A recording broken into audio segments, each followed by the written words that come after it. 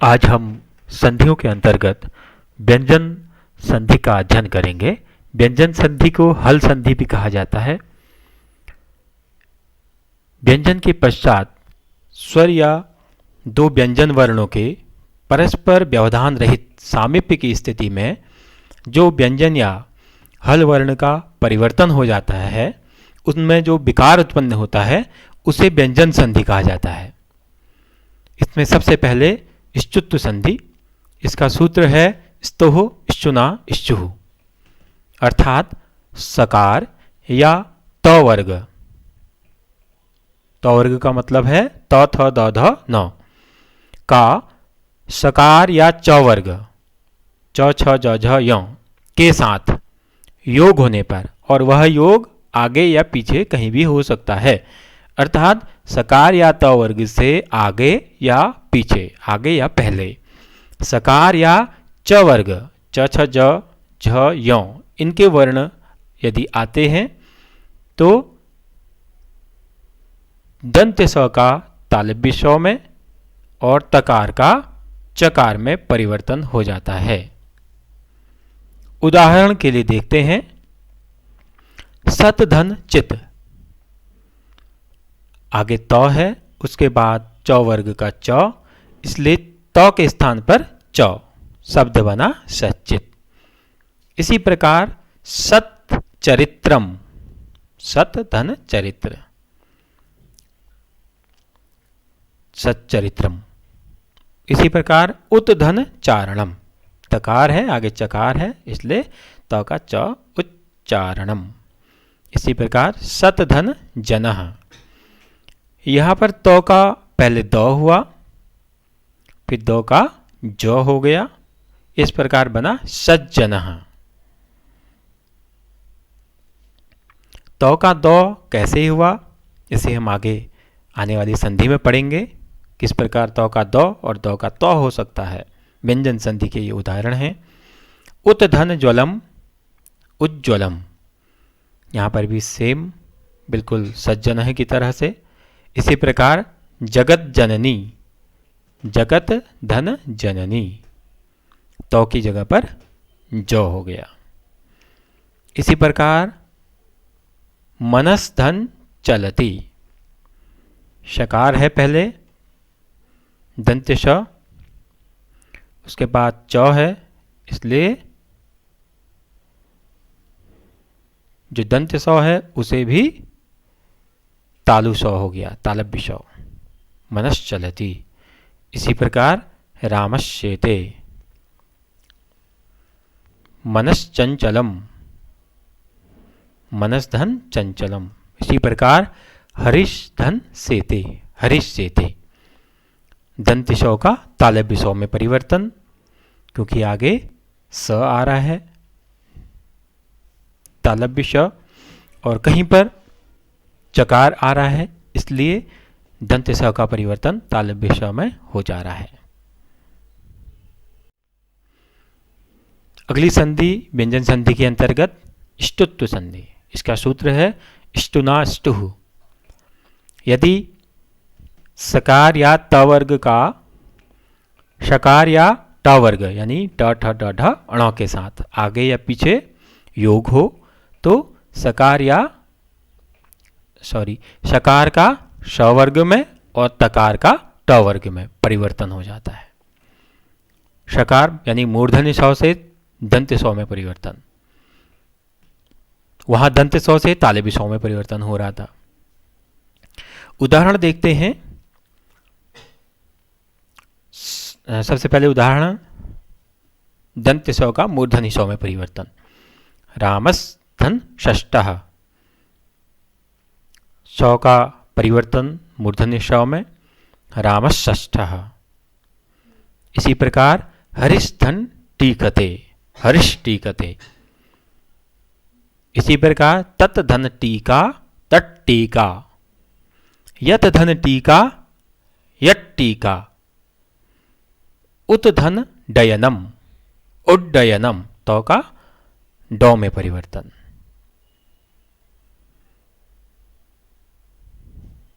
आकृष्ट धन तः, आकृष्टः,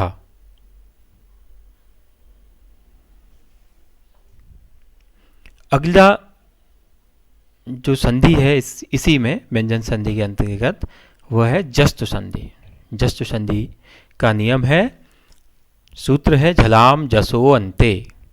पद के अंत में स्थित झल के स्थान पर जस हो जाता है। एक सूत्र और इसमें आता है झलाम जस झसी।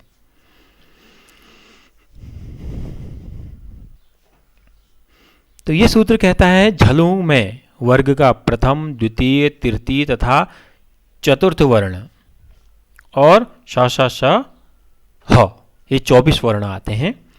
इस तरह झल के स्थान पर जस आदेश हो जाता है। अब किस वर्ण के स्थान पर कौन सा वर्ण होगा ये उनके उच्चारण स्थान पर निर्भर करता है, उसी के अनुसार हम वर्णों को करते हैं।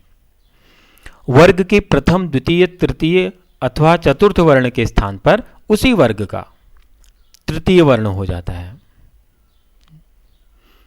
किसी भी वर्ग का दूसरा, तीसरा, चौथा वर्ण के स्थान पर उसी वर्ग का तीसरा वर्ण हो जाएगा। और श, स, स, ह, श के स्थान पर ड आता है। अन्य का उदाहरण प्रायः नहीं मिलता है। अब इनके उदाहरण देखते हैं। उदाहरण वाक धन ईशः, क धन स्वर, इसमें क को तृतीय वर्ण हो जाएगा। गौ मिल गया ई में, वागीशः।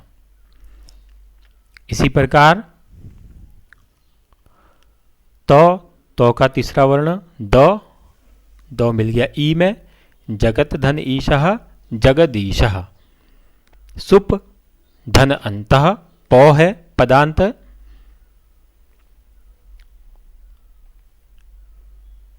पौ का बो, सुवंत। ऐसी है अच धन अंतः, अजंत। दिक् धन अंबरः, कौ का हो गया ग, आगे स्वर गौ औ में मिल गया, गौ पूरा हो गया, दिगंबरः। इसी प्रकार दिक् धन गजः, दिग्गजः। इसी प्रकार सत धन धर्मः, सद्धर्मः।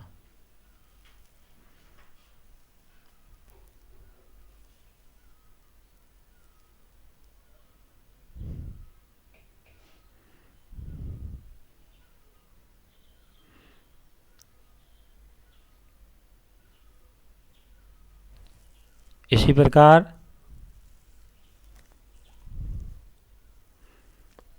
अपधन जम, अपजम। पौ का बौ, अपजम। फिर चित्त धन रूपम, चिद्रूपम। तो का दो, रु, द्रूपम।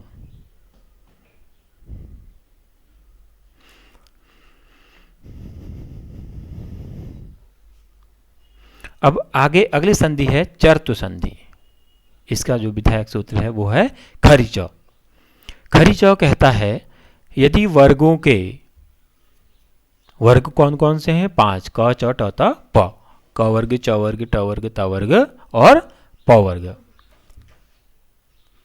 इनके द्वितीय, तृतीय या चतुर्थ वर्ण के बाद, दूसरे, तीसरे या चौथे वर्ण के बाद वर्ग का पहला या द्वितीय दूसरा वर्ण आए या स, श, स आए तो पहले आने वाला वर्ण अपने ही वर्ग का प्रथम वर्ण हो जाता है। यहां पर पहला वर्ण बन जाता है। जैसे इससे पहले तीसरा वर्ण बन रहा था, यहां पर पहला वर्ण हो जाता है। जैसे उदाहरण के लिए हम देखते हैं सद धनकारः, द, उसके बाद क, दो का परिवर्तन हो गया उसी वर्ग का पहला तो में परिवर्तन हो गया सत्कारः।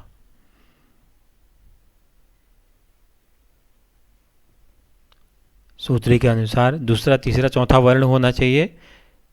तो, थ, द तीसरा वर्ण है और उसके बाद पहला या दूसरा वर्ण होना चाहिए। पहला वर्ण क है, इसलिए दो का परिवर्तन हो गया तौ में सत्कारः। इसी तरह से लब धन शते, आगे या तो स आ जाए तो भी वही होता है, इसमें आ गया है, इसलिए भौ की जगह हो जाएगा पौ, पहला वर्ण लप्यते। इसी प्रकार दिग् धन पालः, गौ की जगह हो जाएगा कौ, दिक्पालः। अगली संधि है अनुस्वार संधि। यह सबसे सरल संधि है और इसका प्रयोग बहुत अधिक होता है, बहुत ज़्यादा व्यवहारिक है। इसका सूत्र है मोनुस्वार। यदि किसी पद के अंत में म हो तथा उसके बाद कोई व्यंजन आए तो म का अनुस्वार हो जाता है, म के स्थान पर अनुस्वार हो जाता है। यदि बाद में व्यंजन आए और यदि स्वर आएगा तो वह यथास्थिति रहेगा या वर्ण सम्मेलन हो जाएगा, या तो वह आगे आने वाले स्वर में मिल जाएगा या फिर वह उसी प्रकार हलंत रूप में ही रहेगा। किंतु यदि व्यंजन आएगा तो वह अनुस्वार में बदल जाएगा। इस चीज का ध्यान रखें, हर जगह ध्यान रखना है। उदाहरण हरिम वंदे। हरिम में मौ जो हलंत मौ है उसके बाद व्यंजन आ रहा है, इसलिए उसका अनुस्वार हो जाएगा हरिम वंदे। इसी प्रकार अहम गच्छामि, क्योंकि आगे व्यंजन है इसलिए हलंत मौ का अनुस्वार में परिवर्तन, अहम गच्छामि। पर सवर्ण, इसका सूत्र है अनुस्वारस्य यही पर सवर्णः। यह सूत्र कहता है अनुस्वार के बाद कोई भी वर्गीय व्यंजन आए तो अनुस्वार के स्थान पर आगे आने वाले वर्ण के वर्ग का पंचम वर्ण हो जाता है। यह भी बहुत व्यवहारिक और बहुत महत्वपूर्ण संधि है। जैसे अंग धन कितः, क्योंकि आगे अनुस्वार के बाद क वर्ग का वर्ण है, इसलिए अंग के ऊपर जो अनुस्वार है वो अनुस्वार क वर्ग के अंतिम वर्ण में बदल जाएगा, अंकितः। इसी प्रकार कुंठितः, कुंठितः। हालांकि आजकल व्यवहारिक रूप में अंकितः को अनुस्वार रूप में ही लिखा जाता है, यह एक व्यवहारिक दृष्टिकोण है, व्यवहार में ऐसा ही, प्रचलन में ऐसा ही है, इसलिए इसे भी हम प्रयोग करते हैं। इसी प्रकार सम धन कल्पः संकल्पः, इसके दोनों रूप हमको देखने को मिलते हैं, अनुस्वार युक्त और पंचम वर्ण से युक्त। यद्यपि संस्कृत भाषा में पंचम वर्ण से युक्त को ही श्रेयस्कर माना गया है। इसी प्रकार अंग धन चितः अंचितः।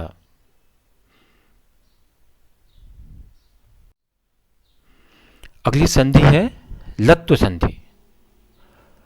इसका सूत्र है तोरलिहि।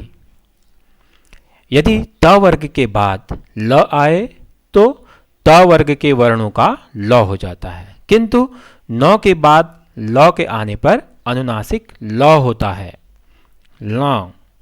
ल का अनुनासिक चिन्ह पूर्व वर्ण पर पड़ता है, ऐसा हमको लिखने में देखने को मिलता है। उदाहरण देखते हैं, उत्धन लंघनम। तो वर्ग है, उसके बाद ल आया है, इसलिए तो का ल हो गया। उल्लंघनम। उत्धन लिखितम उल्लिखितम। तद्धन लीनः तल्लीनः। उत्धन लेखः उल्लेखः। विद्वान धन लिखति विद्वान लिखति। महान धन लाभः महान लाभः। अब आप देख सकते हैं महान धन लाभः में क्योंकि न है त वर्ग का और आगे ल है, न की जगह पर ल तो होगा, किंतु जो ल होगा वो अनुनासिक हो जाएगा,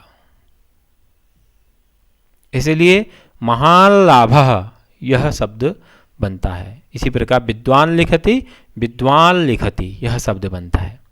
अगली संधि है छत्व संधि, जिसका सूत्र है षष्ठोअटि, षष्ठोटि।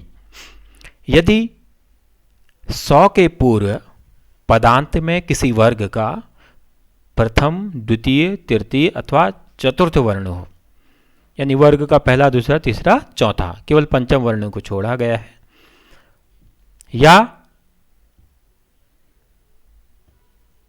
अलावा अथवा ह हो, तो 100 के स्थान पर 6 हो जाता है। एतत् धन शोभनम, यह उदाहरण है। एतत् धन शोभनम वर्ग का पहला वर्ण है, तो इसलिए तो का परिवर्तन हो जाता है, 100 का परिवर्तन हो जाता है 6 में। एतत् शोभनम, और तो का 6 में। यहाँ पर च्युत संधि का नियम लागू हो जाता है, इसलिए तो का 6 में परिवर्तन हो जाता है। पहले 100 का 6 में परिवर्तन छत्त सूत्र के अनुसार, तदुपरांत तो का 6 में परिवर्तन। इसी प्रकार तत् श्रुत्वा 100 का 6 में परिवर्तन, तो का 6 में, तत् श्रुत्वा, ये रूप देखने को मिलते हैं इस सूत्र के या इस संधि के अनुसार।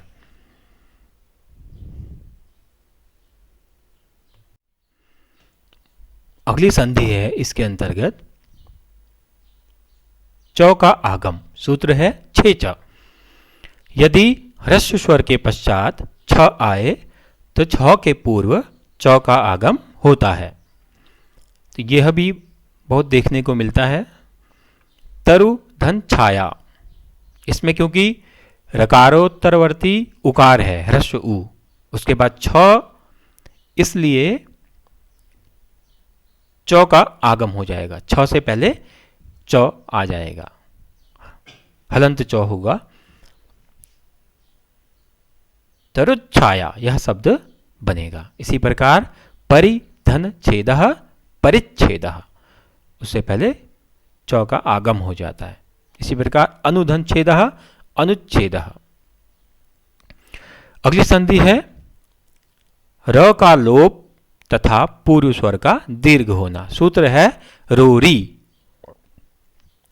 यदि रो के बाद र हो तो पहले रो का लोप हो जाता है तथा उसका पूर्ववर्ती स्वर दीर्घ हो जाता है। उदाहरण स्वर धन राज्यम, इसमें 2 रो हैं, इसलिए पहले वाले रो का लोप हो जाएगा और रो से पहले है वो में अ है, अ को दीर्घ हो जाएगा, स्वा हो जाएगा, स्वा राज्यम। इसी प्रकार निर्धन रोगः, यहां पर भी 2 रो हैं, निर का रो और रोगा का रो, इसलिए निर के रो का लोप हो जाएगा और जो निर का नी नकारोत्तरवर्ती इकार है, ई है, उस ई को दीर्घ हो जाएगा, नी बड़ा हो जाएगा, नी रोगः। इस प्रकार रूरी सूत्र का कार्य होता है रो का लोप करना और उससे पूर्ववर्ती स्वर को दीर्घ कर देना। अगला है नौ का ण होना। इसके लिए सूत्र है रसाभ्याम नोणः समान पदे। यदि एक ही पद में री र श के पश्चात न आए तो नौ का ण हो जाता है। उदाहरण है कृष्णः, एक ही शब्द है, इसमें मूर्धन्य ष के बाद न आया, नौ का ण, कृष्णः। इसी प्रकार विष्णु, स्वर्ण, वर्ण इत्यादि। एक सूत्र और आता है अटकुप्वांगुम व्यवाहिपी। सामान्य रूप से अट अर्थात अ आ ई उ लृ ए ऐ ओ औ, ह य व र। कवर्ग पवर्ग आंग नुम, इन वर्गों के व्यवधान में भी यह णत्व का जो विधान है यह जारी रहता है, प्रवृत्त हो जाता है। उदाहरण देखते हैं नराधन नाम अर्थात नराणाम। इसी प्रकार ऋषिधन नाम ऋषिणाम। तो ये है णत्व संधि। णत्व विधान भी इसे कहा जाता है संक्षेप में। संक्षेप में हमने व्यंजन संधि समझी। संस्कृत के सभी विद्यार्थी इसे अपनी व्याकरण की कॉपी में लिखेंगे और समझने का प्रयास करेंगे।